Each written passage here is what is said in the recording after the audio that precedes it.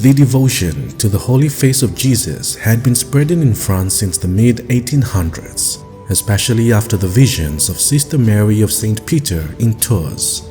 This devotion involved honoring the suffering face of Christ and offering prayers of reparation for blasphemy and the desecration of Sundays.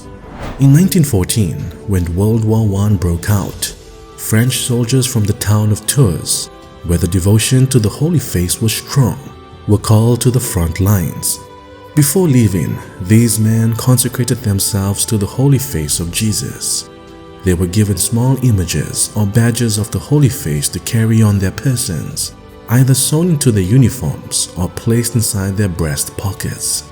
These men became affectionately known as the Holy Face Battalion, or as they say in French, Battalion du Saint Visage. Throughout some of the bloodiest battles of the war, accounts circulated that none of the members of this particular group were killed in combat. Despite serving in dangerous sectors where casualties were extremely high, soldiers testified that while comrades fell around them, they would emerge unharmed or with only minor injuries. They attributed this protection to the power of the Holy Face devotion and the graces promised by Jesus in the revelations of Sister Mary of St. Peter.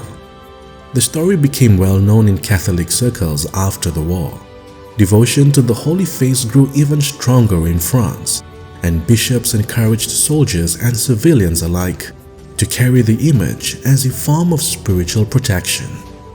While the Church did not officially declare the wartime protection a miracle, the testimony of these soldiers was widely accepted as an extraordinary grace.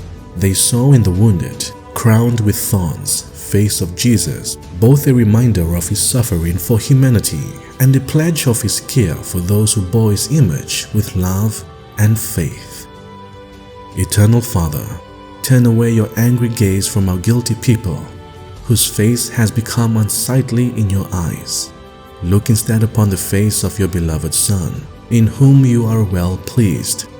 We now offer you this holy face, covered with shame and disfigured by bloody bruises, in reparation for the crimes of our age, in order to appease your anger justly provoked against us. Because your divine Son, our Redeemer, has taken upon his head all the sins of his members, that they might be spared. Now we beg you, Eternal Father, to grant us mercy. Amen.